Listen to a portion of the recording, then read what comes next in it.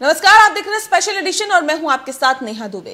राजस्थान की सियासत में पिछले 15 दिनों से चल रही रस्साकशी में हाईकोर्ट के फैसले ने और बल दे दिया है और अब तक कोर्ट के फैसले पर टकटकी लगाए बैठे लोगों को लग रहा था कि पायलट और गहलोत गुट की अदावत का अंत होगा और प्रदेश का सियासी संकट टल जाएगा, लेकिन ऐसा नहीं हुआ। सचिन पायलट गुट की ओर से केंद्र सरकार को इस मामले में पक्षकार बनाने की अर्जी पर अब हाईकोर्ट केंद्र सरकार का पक्ष भी सुनेगा। यही नहीं, हाईकोर्ट ने स्पीकर के नोटिस पर दायर पायलट गुट की याचिका पर फैसला सुनाते हुए यथास्थिति बनाए रखने के निर्देश भी दिए हैं। ऐसे में अब सभी की निगाहें सुप्रीम कोर्ट की सुनवाई पर टिकी हुई है, लेकिन इस दौरान मुख्यमंत्री गहलोत ने अपने प्लान बी पर भी काम करना शुरू कर दिया है। एक रिपोर्ट देखिए।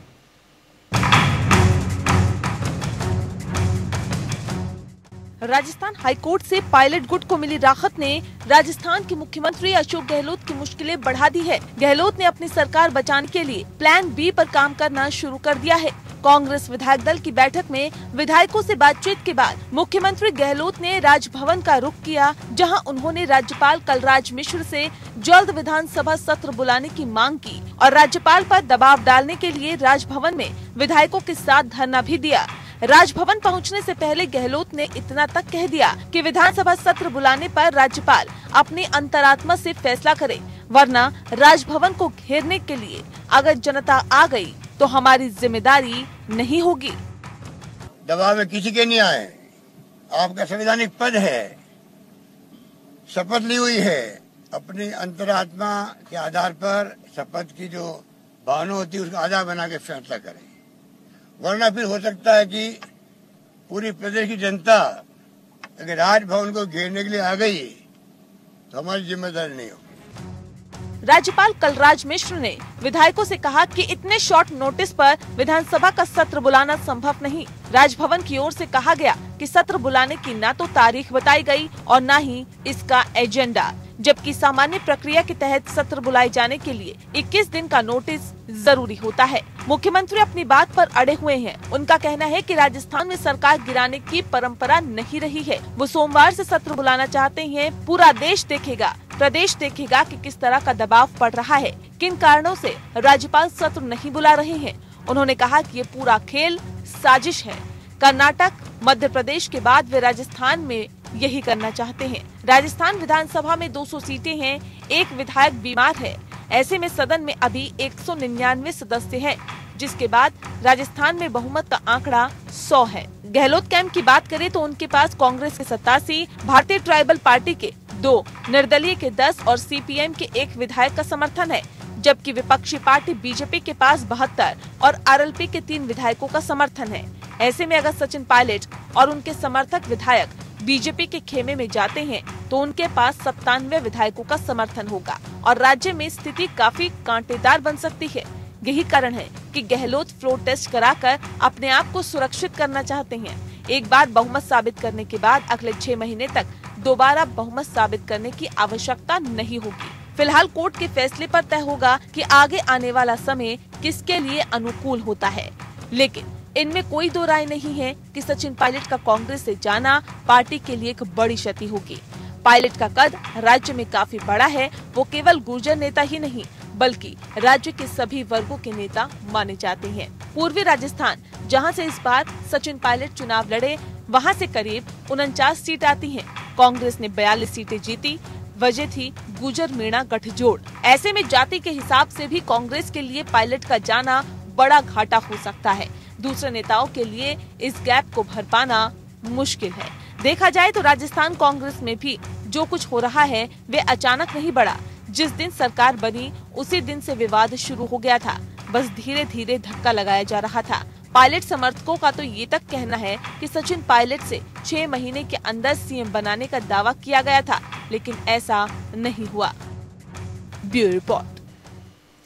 तो राजस्थान की सियासत में पिछले 15 दिनों से जिस तरह से उठापटक का दौर जारी है, अब तक जो कोर्ट के फैसले पर सभी की निगाहें लगी हुई थी और ऐसे में पायलट और गहलोत गुट की अदावत का अंत होगा और प्रदेश का सियासी संकट टल जाएगा, यही उम्मीद लगाए बैठे थे, लेकिन ऐसा कुछ नहीं हुआ। सचिन पायलट गुट की ओर से केंद्र सरकार को इस मामले में पक्षकार बनाने की अर्जी पर अब हाईकोर्ट केंद्र सरकार का पक्ष भी सुनेगा। इस पे हम तफसील से आज चर्चा करेंगे कि आखिर अब राजस्थान में सियासी उठापटक के बीच अब ऊंट किस करवट बैठेगा और क्या कुछ आगे का रास्ता हो सकता है। हमारे साथ खास मेहमान मौजूद है, उनसे आपका तारुफ करा देते हैं। डॉक्टर मनोज राजौरिया जी हमारे साथ हैं, सांसद है बीजेपी के। डॉक्टर मनोज राजौरिया जी, बहुत स्वागत है आपका। शशांक देव सुधी जी हमारे साथ हैं, अधिवक्ता है सुप्रीम कोर्ट के। शशांक जी, बहुत स्वागत है आपका भी। और हमारे साथ इस वक्त जुड़ गए हैं नितिन अग्रवाल जी, प्रवक्ता हैं कांग्रेस के। नितिन जी, आपका भी बहुत स्वागत है।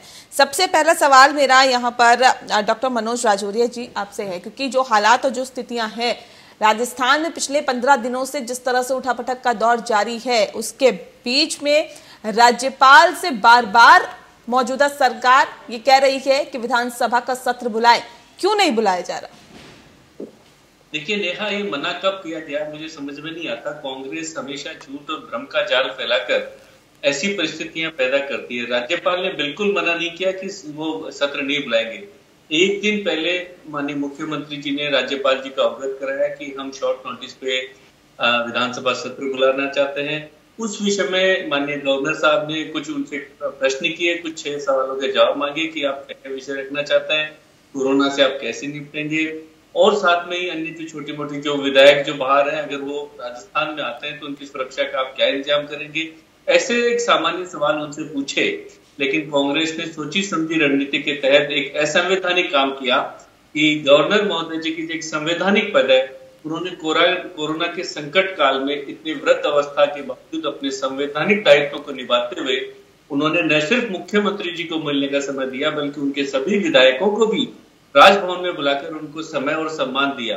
और जिस तरीके से माननीय मुख्यमंत्री जी और उनके नेतृत्व में कांग्रेस के विधायकों ने जो अपमानजनक और अमर्यादित व्यवहार जो राज्यपाल महोदय जी के साथ में किया, वहां उनके खिलाफ नारे लगाए गए, प्रधानमंत्री जी के खिलाफ नारे लगाए गए, धरनेबाजी की गई और साथ में धमकी दी गई कि अगर राज्यपाल ने ऐसा नहीं किया तो राजस्थान की जनता जो ना उसको घेर लेगी।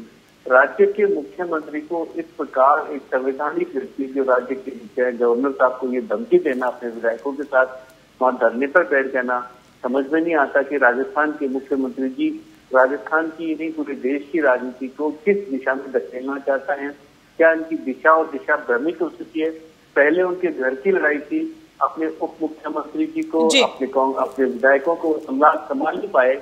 अपनी लड़ाई में वो भाजपा पार्टी को तो जीतती रहते, लेकिन उसको जीतते जीतते हाईकोर्ट ले गए, सुप्रीम कोर्ट ले गए, स्पीकर तक ले गए और अब गवर्नर तक ले गए। मुझे लगता है कि सभी संवैधानिक संस्थाओं की मर्यादा का हरण करने का काम माननीय मुख्यमंत्री गहलोत जी और उनके साथी लोग कर रहे हैं। ये बड़ा शर्मनाक घटना है। ये बहुत ही देश इसको देख रहा है, राजस्थान की जनता देख रही है कि किस प्रकार से उप मुख्यमंत्री में कुर्सी की लड़ाई है और उसकी सजा भारतीय जनता पार्टी को आरोपित बनाकर और जनता को सजा दी जा रही है। भारतीय जनता पार्टी को जबरदस्ती इसमें जीता जा रहा है और आज बहुत ही राजस्थान शर्मिंदा है कि किस सरकार को उन्होंने चुना है। जी चलिए नितिन जी, सवाल इस बात को लेकर है, जो हालात और जो स्थितियां बनी हुई है, कांग्रेस बीजेपी पर आरोप लगा रही है और बीजेपी कह रही है कि मौजूदा सरकार दरअसल स्थिति संभालने में नाकाम है और यही वजह है कि बीजेपी पर आरोप लगाया जा रहा है। देखिए, आदरणीय सांसद जो हमारे साथी है भाजपा के मनोज राजौरिया जी, सबसे पहले तो मैं आपको बताऊं ये इतने सीनियर व्यक्ति है और इनको झूठ बोलते हुए लाइव टेलीविजन पे बिल्कुल इनको शोभा नहीं देता है। राज्यपाल हाउस में जाके कोई भी प्रधानमंत्री के खिलाफ नारे नहीं लगाए, ना राज्यपाल महोदय के खिलाफ नारे लगाए, नारा लगाया है कि हमें न्याय चाहिए। ठीक है, तो इनको इस तरह की बातें बिल्कुल भी शोभा नहीं देती है। रही बात स्थिति संभालने की, तो देखिए स्थिति सबसे जो विशेष सत्र बुलाने की मांग है वो ये है कि कोरोना, आर्थिक संकट और जो सियासी संकट चल रहे हैं, हम प्रोटेस्ट कर देंगे, आप हमें विशेष सत्र बुलाने की अनुमति दीजिए और सत्र बुलाइए। तो इसमें दिक्कत क्या है? लोकतंत्र और संवैधानिक हत्या की जो बात है वो तो भारतीय जनता पार्टी का ट्रेंड शुरू किया हुआ है। मध्य प्रदेश, कर्नाटक, हर राज्य में। कांग्रेस क्या चाहती है सर? देखिए जो पिछला हुआ उसको छोड़िए, अब कांग्रेस क्या चाह रही है? कांग्रेस क्या चाहेगी? कांग्रेस इतना सा चाहती है विशेष सत्र बुलाए, फ्लोर टेस्ट कराए, आप हमारा बहुमत देख लीजिए। कई बार आपके सामने परेड करा दी, बहुमत सामने है, पर भारतीय जनता पार्टी लगातार इसी उसमें लगी हुई है कि कैसे भी ये सरकार गिरा दी जाए, कैसे भी राष्ट्रपति शासन लगा दिया जाए, आम शाम दंड भेद जैसे भी ये सरकार गिर जाए, क्योंकि राजस्थान का जो कोरोना साल में जो काम रहा, जो जनता के लिए जो काम किया गया वो बहुत ही सराहनीय रहा। यहाँ तक कि प्रधानमंत्री मोदी जी ने भी उसको कई बार करा। उसका डर का माहौल है। और रही अंतरकलह की बात, तो देखिए इनकी अंतरकलह देख लीजिए आप भारतीय जनता पार्टी की। चलते हैं किसी पार्टी में इश्यूज है, मैं मानता हूँ, पर ये कह देना कि लोकतंत्र की हत्या कांग्रेस ने करी राज्यपाल हाउस जाकर, तो वो बिल्कुल भी लोकतंत्र की हत्या नहीं कहलाएगी। लोकतंत्र की हत्या ये कहलाएगी कि किस तरीके से भारतीय जनता पार्टी के केंद्रीय मंत्री जो है सरेआम उनकी ऑडियोज लीक हुए, उसमें दिख रहे हो कैसे डील कर रहे हैं, खरीद फरोख्त कर रहे हैं भारतीय कांग्रेस विधायकों की।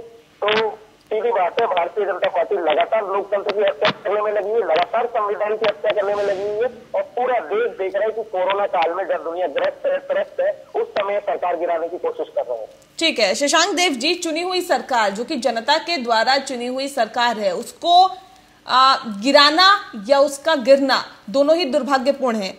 ऐसी स्थिति में जो कि राजस्थान में जो हालात और जो स्थितियां फिलहाल बनी हुई है राजनीतिक उठापटक के बीच, इसका सवाल इस बात को लेकर है कि अब राज्यपाल अगर सत्र बुलाना चाहे तो राज्यपाल सत्र बुला सकते हैं, और क्या कुछ कानूनी रूप से आप इस पूरे पहलू को देखते हैं?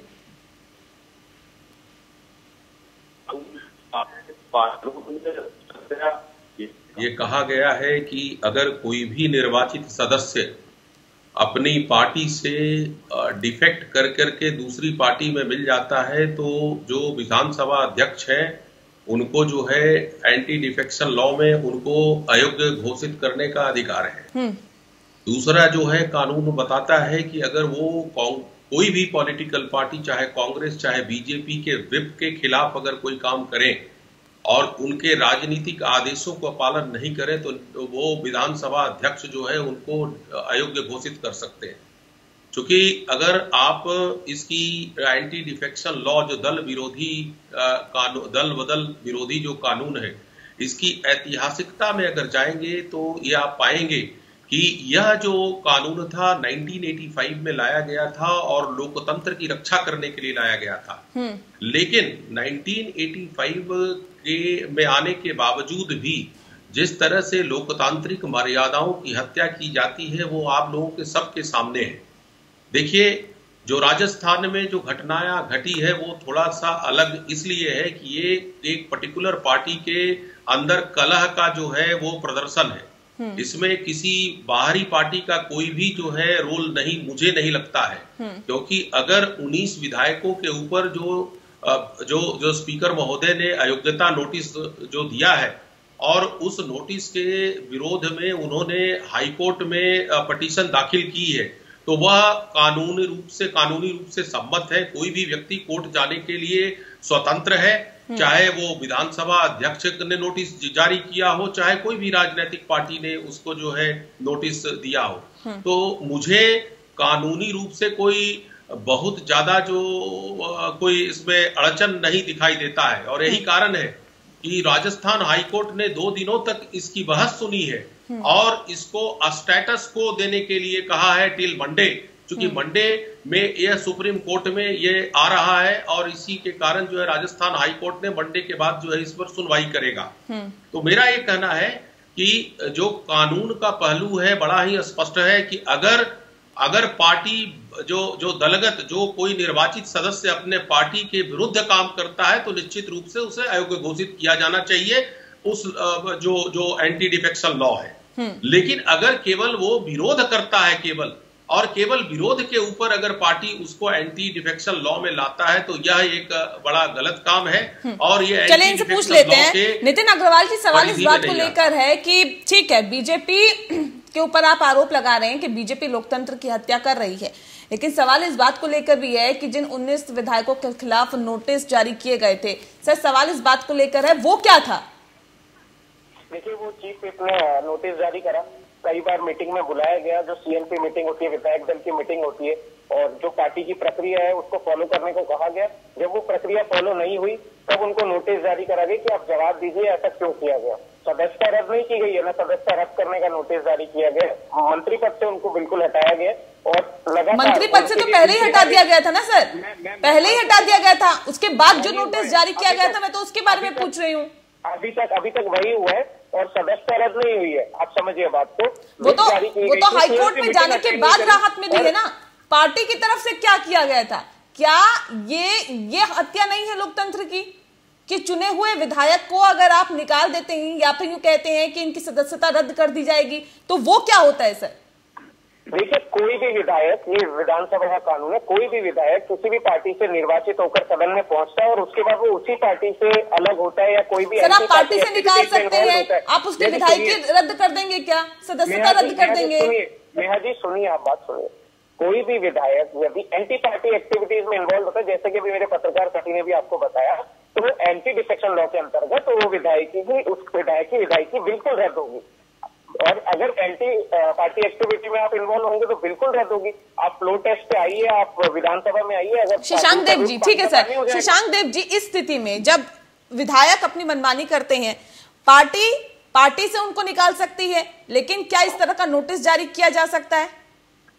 पूरी तरह अनुचित बात है कि अगर प्रजातंत्र में प्रजातांत्रिक मर्यादाओं का अगर अनुसरण नहीं होता है तो निश्चित रूप से ये गलत बात है और प्रजातंत्र की हत्या इसको बता सकते हैं। क्योंकि जो जितने भी 19 विधायक थे वो किसी भी पार्टी में शामिल नहीं हुए, ये प्रमाण है। उन्होंने कोई भी एक स्टेटमेंट नहीं दिया कि मैं उस पार्टी में जा रहा हूं। इस कारण से अगर एंटी डिफेक्शन नोटिस दिया जाता है स्पीकर के विरुद्ध, तो जो भी विधायक के विरुद्ध अगर ये नोटिस दिया गया है तो वो विधायक अपने कानूनी प्रक्रिया में पूरी तरह जस्टिफाइड है कि वो हाईकोर्ट में जाकर के उसको चैलेंज करे। इसमें किसी को किसी भी तरह की आपत्ति नहीं होनी चाहिए। हर व्यक्ति का अधिकार होता है कोर्ट में जाने का और कोर्ट में अपनी मांगों को बताने के लिए। कोर्ट जो है न्याय सम्मत रूप से उनके चीजों को सुनेगा और यही कारण है कि राजस्थान हाईकोर्ट ने स्टेटस को दिया है। कहीं ना कहीं उनके दलील में सत्यता थी। तो इस प्रकार जो एंटी डिफेक्शन लॉ की ये बात कर रहे हैं, जो दो प्रमुख जो बिंदु है कि अगर निर्वाचित सदस्य अगर स्वेच्छा से अपनी सदस्यता को वो त्याग देते हैं और दूसरा जो है कि कांग्रेस के डायरेक्शन के विरुद्ध काम करते हैं तो निश्चित रूप से उनको अयोग्य घोषित किया जाता है। ये दोनों काम नहीं हुआ, क्योंकि आपको जरूरत क्या थी कि फ्लोर टेस्ट करवाने की? अगर आपको शंका है कि हमारे पास जो है सदस्य की कमी है, उसी के कारण जो है आप फ्लोर टेस्ट की बात कर रहे हैं। ये बात क्यों आई? कोविड-19 में इस तरह की प्रजातांत्रिक जो स्थिति जो उत्पन्न हुई, इस सवाल पे भी हम आएंगे सर कि इतनी जल्दी आपको क्या है कि फ्लोर टेस्ट आप करवाएं, लेकिन उससे पहले डॉक्टर मनोज राजौरिया जी, सवाल मेरा आपसे है कि बार बार इस तरह के आरोप लगते हैं। सर मध्य प्रदेश की बात हो, महाराष्ट्र की बात हो, कर्नाटक की बात हो, मणिपुर की बात हो, क्यों आखिर इस तरह के बीजेपी पर बार बार आरोप लग रहे हैं कि बीजेपी लोकतंत्र की हत्या करती है, ऐसा कर रही है, चुनी हुई सरकार को गिराने की कोशिश कर रही है? क्यों? नेहा, मुझे लगता है कि कांग्रेस अपनी विचारधारा तो भूल ही चुकी है। अपनी दिशा को भी सुधारने के लिए वो उचित नहीं है। उसने निर्णय किया है कि उसका राष्ट्रीय नेतृत्व श्री राहुल गांधी जी, उनकी नेता श्रीमती सोनिया गांधी जी जिस तरीके से राज्यों के इनके कांग्रेस के नेताओं को संपर्क और समन्वय की कमी है, एक लीडरशिप की कमी है और राज्य के नेताओं में, इनके कांग्रेस के नीचे स्तर तक के कार्यकर्ताओं में अपने राष्ट्रीय नेतृत्व के प्रति कोई भी सम्मान शेष नहीं है। और लीडरशिप चलती है समन्वय से, कोऑर्डिनेशन से, फेथ से और एक कमिटमेंट से। कांग्रेस के अंदर ये सभी चीजें समाप्त हो चुकी है। न उनका कोई कमिटमेंट है, न कोई कोऑर्डिनेशन है, न कोई लीडरशिप के प्रति फेथ लेवल है। उसी का परिणाम है कि आज ऐसी अराजकता की स्थितियां कांग्रेस के कई राज्यों में उत्पन्न हो रही है। अपनी घर की कमियों को, अपनी इन चीजों को सुधारने के बजाय कांग्रेस ने एक संकल्प ले रखा है कि अपने घर में कोई भी कमी हो, कोई भी गड़बड़ हो, उसका ठीकरा भारतीय जनता पार्टी पर फोड़ दीजिए। मुझे एक चीज बताइए, अभी हमारे मित्र शशांक जी कह रहे थे कि संवैधानिक संस्थाएं जो काम करती है, इन्होंने विधायकों के अधिकार की बात की। इनके स्पीकर महोदय, जो कि इन्होंने एक संवैधानिक पद है, उन्होंने एक विधानसभा सत्र चलता है, विधानसभा सत्र के दौरान जो कोई भी पार्टी व्हिप जारी करती है, उसमें जब कोई व्यक्ति अनुपस्थित रहता है या पार्टी विरोधी काम करता है या कोई ऐसा काम करता है जो किसी बिल के समर्थन में वोट देना हो, विपरीत वोट देता है या जो तब जाके ये अयोग्यता का नोटिस दिया जाता है। लेकिन अगर ये काम करवाते हैं तो इनका लोकतंत्र हत्या नहीं होती, ये तो जिंदा करते हैं। किसी विधायक की विधायकी को समाप्त करना होता है। अगर कांग्रेस अपने विधायकों की विधायकी को समाप्त करती है तो लोकतंत्र की हत्या नहीं होती, वो लोकतंत्र कहलाता है। ये बसपा के पूरे एमएलए को 2008 में खा जाते हैं और उनसे अपनी सरकार चलाते हैं तो वो लोकतंत्र की हत्या नहीं होती। 2018 में बसपा के पूरे 6 एमएलए को अपनी पार्टी में विलय कर लेते हैं बहन मायावती कहती रह जाती है, चिल्लाती रहती है। नहीं सर, बाकी जो पार्टियां कर रही है वो बीजेपी करेगी, तो यार मुझे ये बताइए कि बाकी तमाम राजनीतिक पार्टियों और बीजेपी में क्या अंतर रह गया सर? नेहा मेरी बात सुनिए, भारतीय जनता पार्टी ऐसा नहीं कर रही। मैं उदाहरण दे रहा हूँ कांग्रेस का। कांग्रेस क्या कर रही है और आरोप हम पे लग रही है। मैं सिर्फ अपनी सफाई दे रहा हूँ। नहीं तो पार्टी आपकी पार्टी के भी नेता इस तरह का बयान देते हैं ना सर, तभी तो इस तरह के आरोप लगते हैं। जो ऑडियो टेप जारी हुआ, सवाल इसलिए भी उठ रहे हैं। जो कैलाश विजयवर्गीय कहते हैं, सवाल इसलिए भी उठते हैं। क्यों नहीं सवाल आप लोगों पे उठे? बिल्कुल नेहा, बिल्कुल मैं आपकी पूरी बात सुन रहा हूँ, मैं आपकी बात को सम्मान भी करता हूँ। मैं आपको जवाब देना चाहूंगा नेहा कि भारतीय जनता पार्टी ऐसे नहीं चलती कि किसी भी व्यक्ति के बारे में या किसी दूसरे के घर में इस तरीके के अंतरकलह में अपना हस्तक्षेप करे या उसमें रुचि रखे। भारतीय जनता पार्टी की राष्ट्र निर्माण की, राष्ट्र की एक नीति, एक विचारधारा है। उस विचारधारा के अनुसार हम लोग काम करते हैं, हमारी पूरी पार्टी काम करती है। सही बात है कि कोई भी व्यक्ति अगर हमारे वरिष्ठ नेता कोई बयान देते हैं, व्यक्तिगत निजी हैसियत से देते हैं कि हमारे परिवार में कोई आता है, तो उसका कोई मान लीजिए हमारे वरिष्ठ नेताओं जिनको नाम लिया तो उनका स्वागत की कोई बात करते हैं तो उनकी निजी राय होती है कि भारतीय जनता पार्टी का कार्यकर्ता समाज के सभी वर्गों को, सभी लोगों को अपनी विचारधारा से अपनी पार्टी से जोड़ने का यत्न करता है। आप इस बात को तो मानेंगे कि बीजेपी भी ललायत है सत्ता में काबिज होने के लिए। ये चीज हमने कर्नाटक में भी देखी, ये चीज हमने महाराष्ट्र में भी देखी कि किस तरह से शपथ ले ली जाती है, बहुमत ना होते हुए भी किस तरह से सत्ता पर काबिज होने के लिए ललायत है बीजेपी। राजस्थान में भारतीय जनता पार्टी ने न तो कोई ऐसी शपथ लेने की बात की है, न राजस्थान में भारतीय जनता पार्टी ने इनसे कोई फ्लो टेस्ट की मांग की है, न राजस्थान में भारतीय जनता पार्टी ने इनसे कुछ इनके कार्य में हस्तक्षेप किया है। इन्होंने जरूर अपने विधायकों को एसओजी के नोटिस दिए, उनको एसीबी के नोटिस दिए, भारतीय जनता पार्टी के नेताओं पर झूठे आरोप लगाए। और जब इनके विधायकों ने ये कह दिया कि मुख्यमंत्री जी अभी कि इनके विधायकों को बीजेपी ने बंधक बना रखा है, 2 दिन पहले की घटना है ये, लगातार 10 दिन से ये लोग कह रहे हैं कि बंधक बना रखा है। अभी इनके साथियों के 3 विधायकों के व्हाट्सएप वीडियो किसी ने बंधक नहीं बनाया। हम अपनी मर्जी से अपनी जहां भी रुक रहे हैं, दिल्ली में हम रुक रहे हैं, अपनी मर्जी से रुक रहे हैं। इनके पास उस चीज का कोई जवाब नहीं है न्याय जी। ऐसी प्रकार से जिस तरीके से इन्होंने प्रेस कॉन्फ्रेंस की माननीय मुख्यमंत्री जी ने राजभवन से बाहर आकर जो धमकी दी है कि गवर्नर हाउस घेराव करेंगे, क्या ये असंवैधानिक काम नहीं है?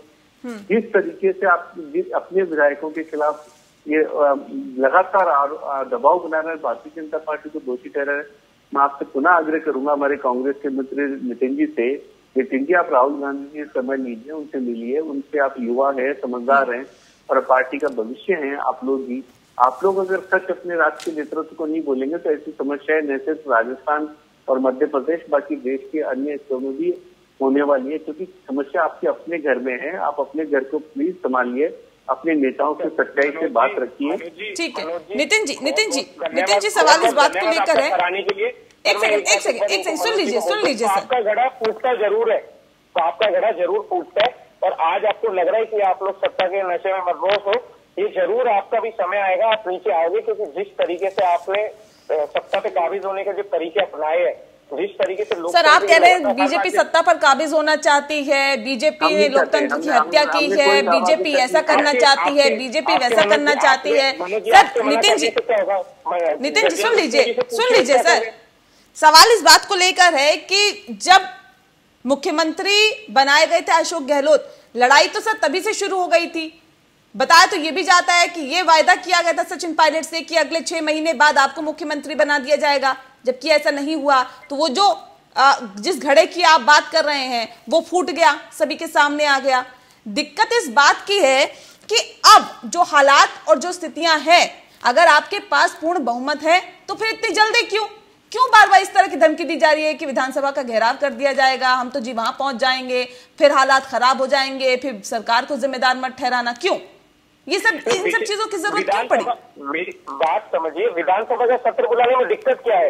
एक मुद्दा तो है ही नहीं सर। आपके पास बहुमत है तो फिर आपको दिक्कत क्या है? आपके पास बहुमत है, आप अपने विधायकों को संभाल के रखिए। सबसे बड़ी बात यह है, अभी जब आपके ऊपर किसी भी तरह के सुन लीजिए आपके ऊपर किसी भी तरह का खतरा नहीं है। अशोक गहलोत बार बार इस बात को कह रहे हैं कि हमारी तो सरकार के ऊपर किसी भी तरह का खतरा नहीं, फिर क्यों बहुमत साबित करना चाह रहे हैं आप? हमारे कुछ एक विधायक जो भारतीय जनता पार्टी के षड्यंत्र में फंसकर जो हरियाणा और इनके इनके पूरे सपोर्ट में बैठे हुए, इनकी देख रेख में जो बैठे हैं हरियाणा भाजपा शासित सरकार के, तो जो एक माहौल क्रिएट करा जा रहा है कि गहलोत सरकार अल्पमत में है। तो माहौल से डर गई क्या? माहौल से डर गई क्या अशोक गहलोत सरकार? बात डरने की है ही नहीं, हम तो खुल के कह रहे हैं कि आप फ्लो टेस्ट कराइए। अगर डरते तो कहते क्या फ्लो टेस्ट करवाने के लिए? भैया जी कैसी बातें कर रहे हैं, सरकार चले ना। क्या ये डर है, क्या ये भय है कि अगर अभी फ्लो टेस्ट करा लिया तो हम तो 6 महीने के लिए सेफ हैं जी, उसके बाद तो 6 महीने तक फ्लो टेस्ट की जरूरत नहीं है? भैया जी हाइपोथेटिकल बातें कर रहे हैं आप समझिए, अगर डर होता तो कोई फ्लो टेस्ट करवाने के लिए बोलता क्या? सर मैं तो आपसे सवाल पूछ रही हूँ, सिर्फ सवाल पूछने का मेरा काम है। अब वो अलग बात है कि आप जवाब नहीं दे पा रहे। मैं कैसे जवाब नहीं दे पा रहा हूँ? मैं आपकी बात का जवाब दे रहा हूँ। डर होता तो कोई फ्लो टेस्ट करवाता है क्या? हम तो बेधड़क बोल रहे फ्लो टेस्ट कराइए। मेरा तो सीधा यही सवाल है ना सर, कि जब आप कह रहे हैं कि हमारी तो सरकार बची हुई है, हम भी कह रहे हैं आपकी सरकार बची हुई है, आपकी सरकार के पास बहुमत है, हम भी कह रहे हैं सर बहुमत है, लेकिन फिर इतनी जल्दी क्यों कि हम तो बहुमत साबित करेंगे, विधानसभा का सत्र बुलाइए, नहीं तो घेराव हो जाएगा। ये चीजें क्यों हो रही है सर? जो भी देखिए, ये बात किसी से छुपी नहीं है, मैं भी इससे डिसएग्री नहीं करूंगा। जो भी राजस्थान में पॉलिटिकल सिनेरियो चल रहा है, जो राजनीतिक माहौल, सियासी जो चल रहा है माहौल, तो देखते हैं जरूरी है कि लोगों को क्लियर है। जो राजस्थान की 8 करोड़ जनता ने जिसने कांग्रेस को शासन में भेजा है चुनकर, उनके मन में कुछ बातें आई हुई, जो भ्रम फैला हुआ है, जो सियासी संकट चल रहा है, तो क्लियर हो। तब तो एक बात ये हो कि हाँ फ्लो टेस्ट पे गहलोत सरकार पूरी बहुमत में है, कहीं से भी जो भी माहौल चल रहा है कि अल्पमत में है, उस पर विराम लग सके, सरकार अपना बिल्कुल अच्छे से अपने काम को फंक्शन कर सके। इसमें दिक्कत क्या है? तो यानी कि आप मानते हैं कि कहीं ना कहीं सरकार के ऊपर संकट है? सचिन पायलट ने सरकार को संकट में ला खड़ा कर दिया है, आप मानते हैं इस बात को? संकट तब होता है जब सरकार अल्पमत में होती है और सरकार के पास और गहलोत साहब के पास। तो सर जब आप बहुमत में है, मेरा तो वो ठीक है। एक सवाल मेरा, ठीक है, आप मनोज जी कुछ कहना चाह रहे थे, पहले आप अपनी बात रख दीजिए। मैं आपसे बताना चाहता हूँ, हमारे भाई नितिन जी कह रहे थे कि इनकी सरकार बहुमत में है। निश्चित रूप से हम सब मानते हैं कि इनकी सरकार बहुमत में है, तो मेरे कुछ प्रश्न को जवाब दीजिए। अगर आपकी सरकार बहुमत में है तो आप इतनी हड़बड़ाहट और घबराहट में होटलों के अंदर पिछले 10-12 दिन से क्यों बंद है? अगर आपकी सरकार बहुमत में है तो आप ही के उप मुख्यमंत्री जी का एक ट्वीट किया, हमने नहीं किया, भारतीय जनता पार्टी के किसी नेता ने ये नहीं बोला कि राजस्थान में गहलोत सरकार अल्पमत में है या उनको हम फ्लो टेस्ट की मांग कर रहे हैं। खुद जबरदस्ती भाग के कर रहे हैं कि हम बहुमत में आपने अपने विधायकों को बंदी बना के रखा है आज, और आप पूरा राजस्थान नहीं पूरा देश देख रहा है कि किस तरीके से माननीय मुख्यमंत्री जी अपने विधायकों को अपने पाड़े में बंद करके रख रहे हैं। उनको अपने विधायकों पे कतई भी भरोसा नहीं है। अपने विधायकों के बारे में जो माननीय मुख्यमंत्री जी के शब्द थे कि बिकाऊ है, इन्होंने कई करोड़ों रुपए लेने की इनके बिकाऊ है, उनको बिकाऊ बताया, ये हमने नहीं बताया। हमने विधायक के बारे में किसी ने अपमानजनक टिप्पणी नहीं की। मैं नितिन जी प्लीज, अगर आप बोलते हैं तो मैं बीच में नहीं बोलता हूँ, मेहरबानी करके शांति से आप सुनिए, अपनी बात रखिए, अपना समय जो आप पूरी बात रखिए। माननीय मुख्यमंत्री जी अपने विधायकों के बारे में कहते हैं कि भारतीय जनता पार्टी के ऊपर आरोप लगाकर कहते हैं कि ये बिकाऊ हमारे पार्टी के एमएलए को खरीदता है। मुझे बताइए, आप में दम है अगर तो हमारे किसी भी भारतीय जनता पार्टी के विधायक को, एक कार्यकर्ता को भी आप खरीदने का दम नहीं रखते, क्योंकि हमारा कार्यकर्ता अपनी विचारधारा से काम करता है। झूठे आरोप से आपके मन में मेल है, झूठे, अरे खरीदा होगा तो आप मुझे जवाब दीजिए। आप अपने विधायकों की तो खरीद का मतलब क्या, कि आपने बसपा को विधायकों को कितने पैसे देके खरीदे? मैं बताता हूँ आपने जो किस तरीके से मंत्री पद दिए, मैं आपको साबित कर सकता हूँ कि आपने बसपा के विधायकों को लिया और उनको मंत्री पद दिया, और उसके अलावा आपने क्या क्या दिया हमने कभी नहीं बोला। लेकिन जानते हैं, पूरी जनता है, पूरा राजस्थान जानता है कि किस तरीके से माननीय मुख्यमंत्री आज जो निर्दलीय विधायक जो माननीय गहलोत जी को कुछ दिन पहले तक कह रहे थे, किस तरीके से उनके घरों पर पहरा बिठाया था, किस तरीके से उनकी तस्वीरें आ रही थी, आज वो जाके माननीय मुख्यमंत्री जी उनको पेश करते हैं। क्या दबाव है ऐसा, क्या चीजें आपने उनको, क्या चीजें के प्रलोभन दिया है या डर दिखा रखा है, तो आप जानिए, आपका काम जानिए। लेकिन आप बार बार भारतीय जनता पार्टी का नाम लेना बंद कीजिए मेरे मित्र, और मुझे लगता है कि भारतीय जनता पार्टी का नाम लेना बंद करेंगे। ठीक है, मैं शशांक जी से रिएक्शन ले लेती हूँ। शशांक जी, सवाल इस बात को लेकर है, आप बहुत बेहतर तरीके से कानूनी रूप से क्या कुछ दांव-पेच इस पर हो सकते हैं हमें बता रहे हैं। शशांक जी, ये मुझे बताइए कि अगर अभी बहुमत परीक्षण हो जाता है, प्रोटेस्ट वो जिस तरह से बहुमत साबित कर देती है अशोक गहलोत की सरकार, तो आगे का प्रोसीजर किस तरह से होगा? देखिए, इस संबंध में एक महत्वपूर्ण बात यह है कि जब पूरा मामला सब जुडिस है, यह हाई कोर्ट और सुप्रीम कोर्ट के पास पूरा मामला है, तो फ्लोर टेस्ट कराने का तो मतलब ही नहीं बनता है जी। क्योंकि जब तक निर्णय नहीं आ जाता है हाई कोर्ट और सुप्रीम कोर्ट का, तो फ्लोर टेस्ट कराने का तो कोई औचित्य ही नहीं बनता है। क्योंकि जो इन्होंने नोटिस दिया है, क्योंकि वो नोटिस का आधार ही अगर गलत है और सुप्रीम कोर्ट और हाई कोर्ट इस मामले को देख रही है, तो उस बीच में राज्यपाल महोदय फ्लोर टेस्ट की बात करेंगे तो ये हाई कोर्ट और सुप्रीम कोर्ट के विरुद्ध जाएगा। क्योंकि वो सारी चीजें तो हाई कोर्ट डिसाइड करेगी कि क्या उनका जो 19 विधायकों का अयोग्यता नोटिस गलत है और सही है।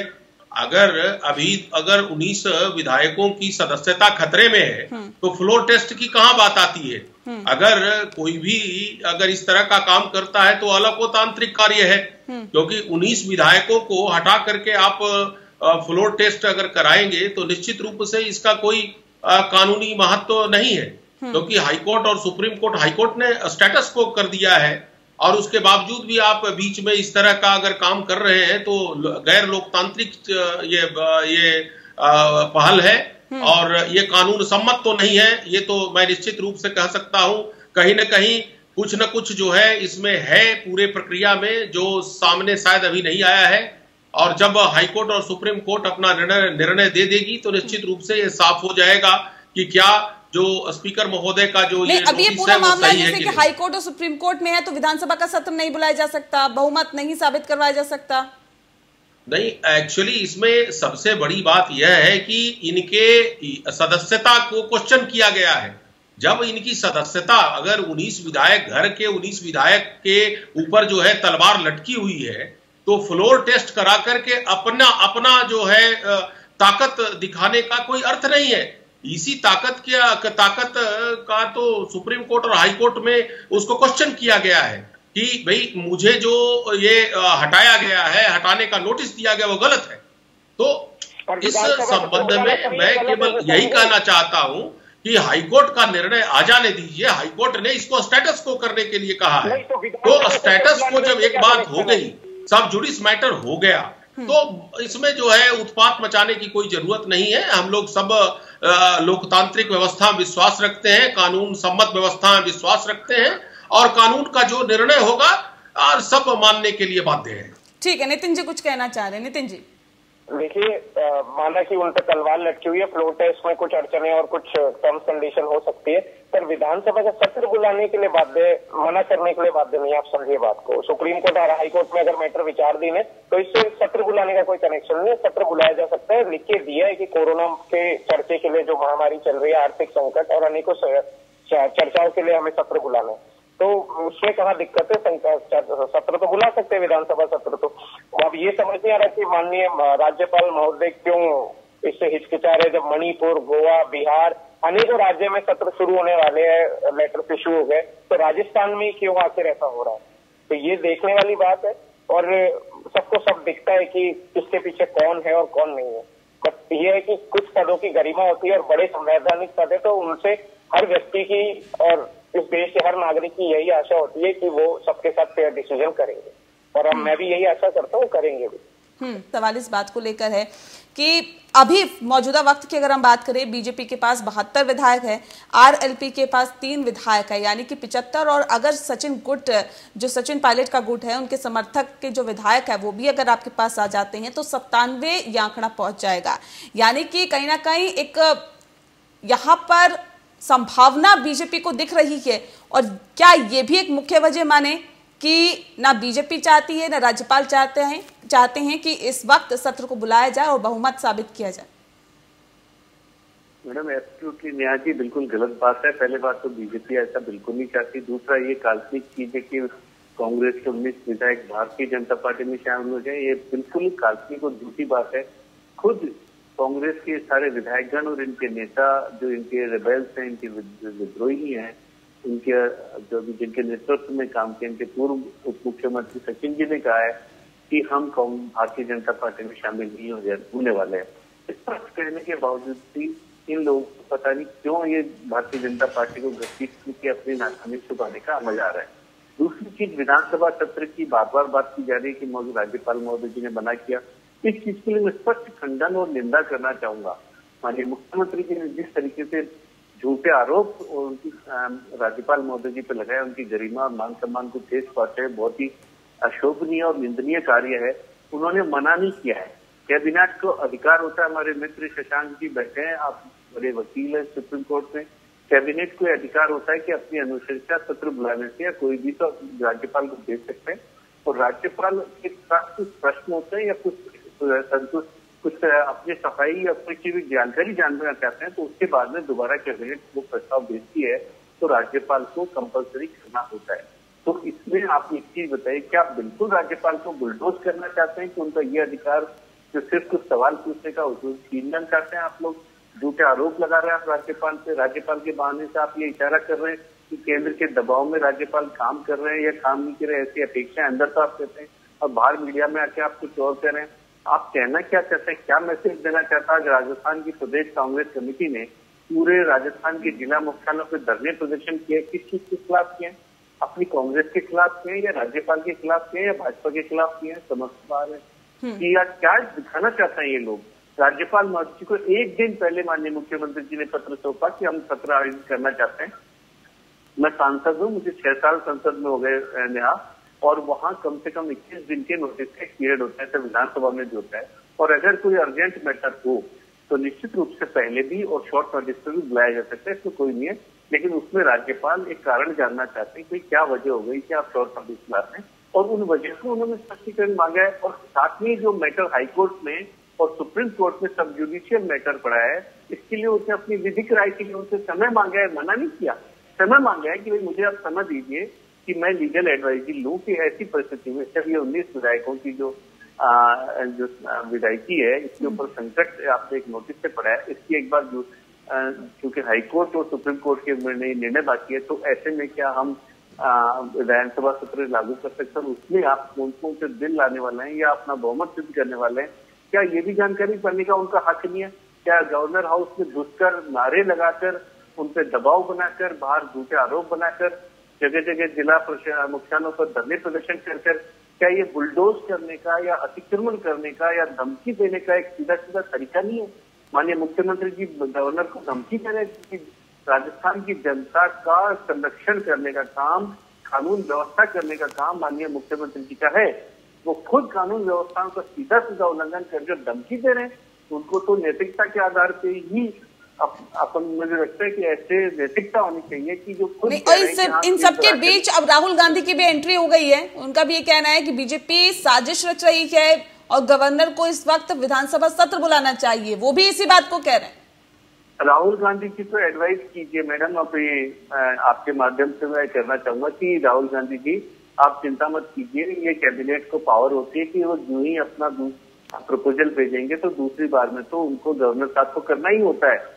आप किसी भी आपके पार्टी में बड़े बड़े वकील है उनसे बात कीजिए, लेकिन मीडिया में आके गलत जानकारी, भ्रम फैलाना, राज्यपाल को अपमानित करना और उनको बदनाम करना, और ऐसे एक संवैधानिक संस्था को आप चुनौती दे रहे हो, वहां घुसकर नारेबाजी करो, लेकिन सर इसमें भी कोई दो राय नहीं है कि अगर इस तरह के आरोप लग रहे हैं तो इसलिए भी लग रहे हैं कि महाराष्ट्र का प्रकरण सभी के सामने है, किस तरह से महाराष्ट्र में शपथ दिला दी गई थी, बहुमत नहीं साबित हुआ, कर्नाटक का एग्जाम्पल्स भी सभी के सामने है। सर क्यों ना आरोप लगे, बताइए। अगर संवैधानिक पद पर बैठे किसी व्यक्ति के ऊपर आरोप लगता है तो वाकई वो दुर्भाग्यपूर्ण है, मैं मानती हूँ इस बात को, लेकिन सर आरोप क्यों ना लगे?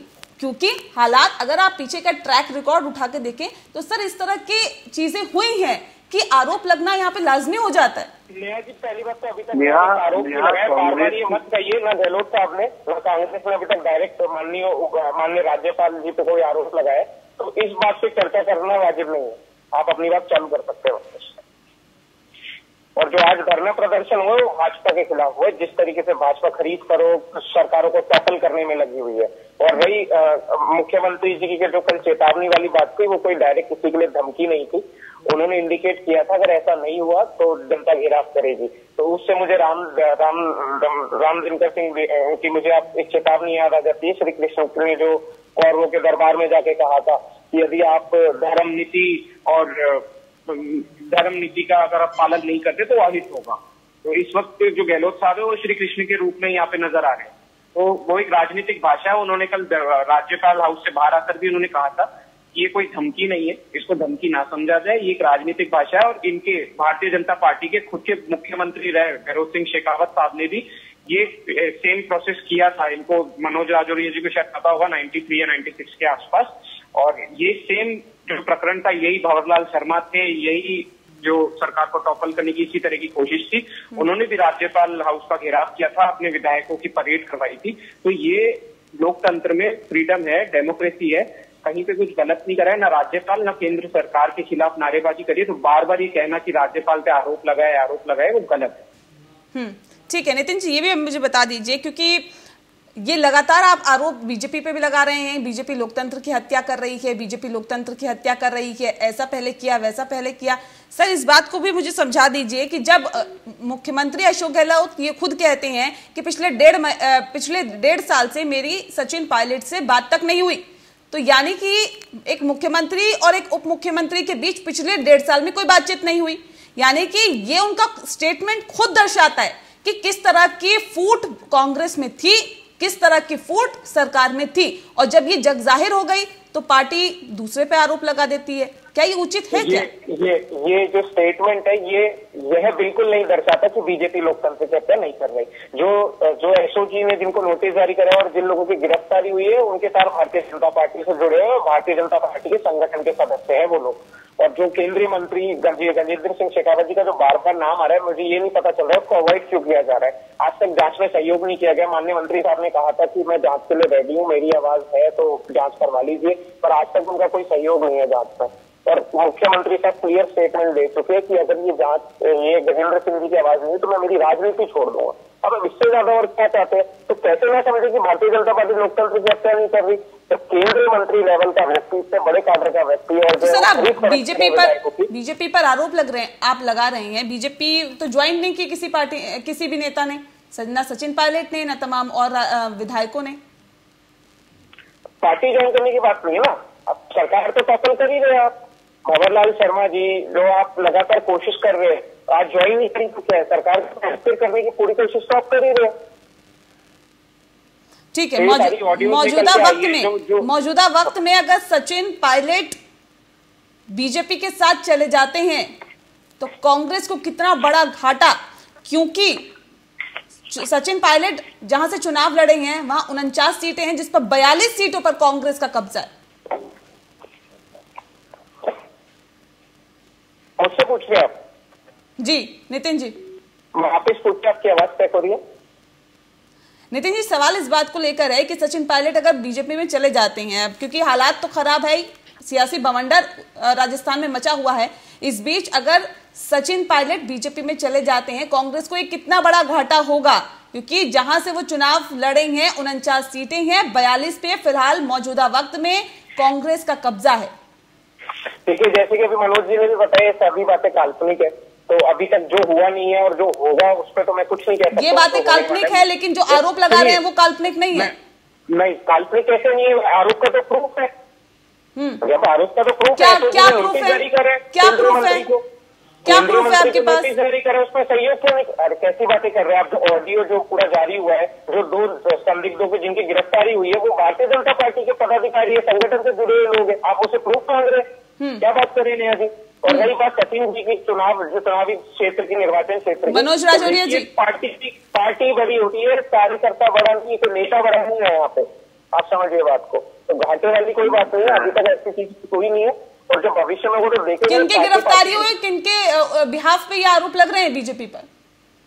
राजौरिया जी, नेहा जिस तरीके से झूठी मतलब बिना आधार की बातें कांग्रेस के नेता लगातार कहते रहे हैं, जिस ऑडियो टेप की बात कर रहे हैं, उस ऑडियो टेप में आप आवाज सुनिए और जो व्यक्ति गजेंद्र सिंह जी से लगातार मिलते हैं या उनकी आवाज जानते हैं उनकी बात सुनिए आप। इनके यहाँ कांग्रेस के मंत्री यहाँ पर आदरणीय प्रताप सिंह खाचरियावास जी ने 2 दिन पहले खुद ने कहा कि ठीक है, वो उन्होंने बात मना कर दी तो हमने मान ली। वो खुद कह रहे हैं कि ये मान रहे हैं सब लोग, लेकिन क्योंकि इनको किसी भी 2 लोगों को पकड़ के अंदर डाल के साबित करना है कि सब इन दोनों के बीच में बात हो गई थी। अरे खुद गजेंद्र सिंह जी की आवाज नहीं है वो। आप इस चीज में सीबीआई की जांच कर लीजिए, साथ में आपके एसओजी और एसीबी को रख लीजिए, मिलकर जांच कीजिए। लेकिन आप किसी तीसरे व्यक्ति, दो व्यक्ति किसी के बारे में कुछ भी बात कर रहे हो, ऑडियो हमने भी सुना है, उसमें दूर तक उनकी आवाज नहीं है।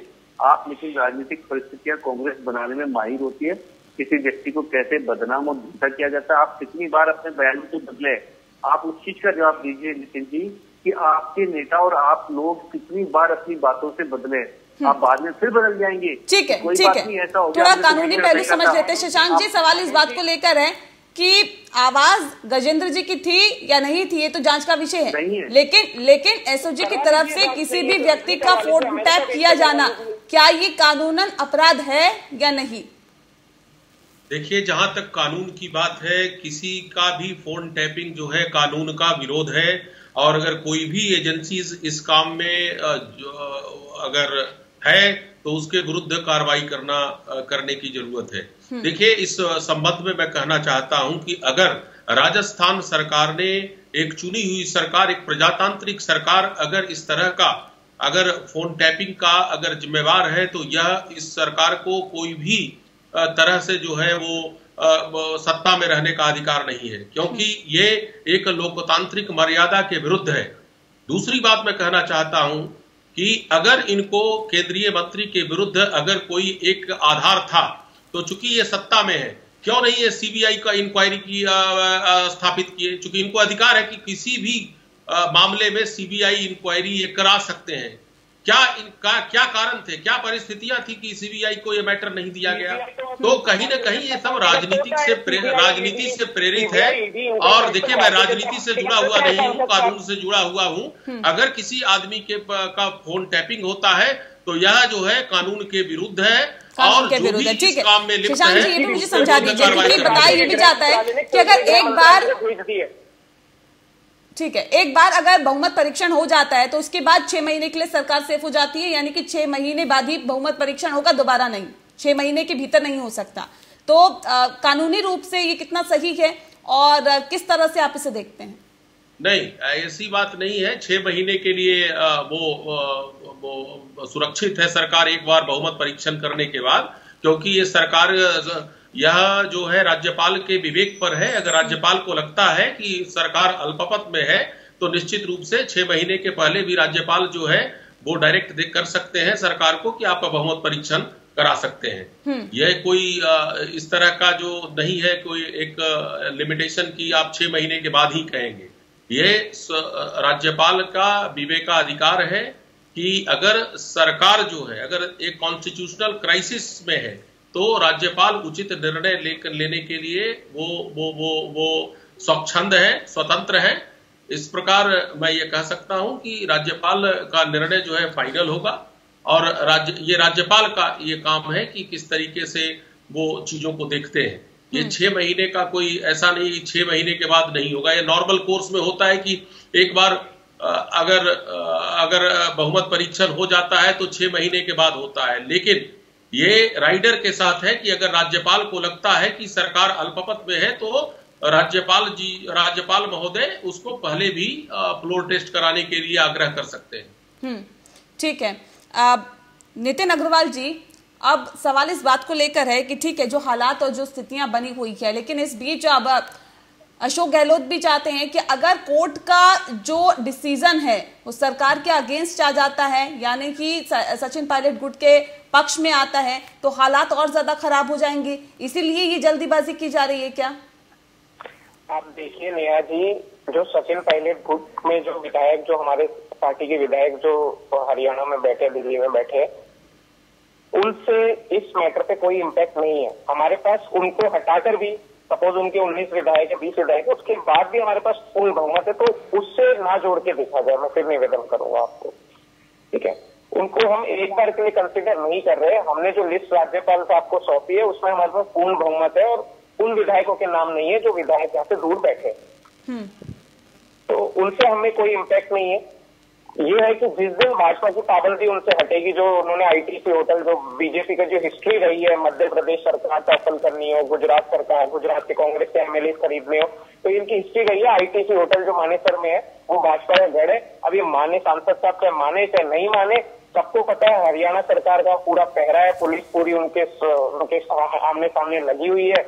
तो जब भी ये चीज खुलेगी तो उनमें से भी कुछ विधायक हमारे पास आएंगे, बिल्कुल आएंगे। कुछ विधायक वहां पे सूचना यही है कि अभी भी उनमें कुछ विधायक जो है बंदी के तौर पे वहां पर है, और उनको भी आप अगर कंसिडर नहीं करते हैं, मैं कहता हूँ चलिए मत करिए, पर उसके अलावा भी हमारे पास पूर्ण बहुमत है, लिस्ट सौंप चुके हैं राज्यपाल साहब को, तो उससे हमें कोई इम्पैक्ट नहीं है। और रही कोर्ट में जो मामला विचाराधीन है, कोर्ट का मामला अपनी जगह विचाराधीन है, पर यदि विधानसभा सत्र शुरू होता है, चर्चाएं होती है, फ्लोर टेस्ट जैसी नौबत भी आती है, तो अगर उसमें वो विधायक नहीं आते तो उसके बाद स्पीकर के पास राइट है कि वो एंटी डिफेक्शन लॉ के अंतर्गत अपने फैसले ले सकते हैं।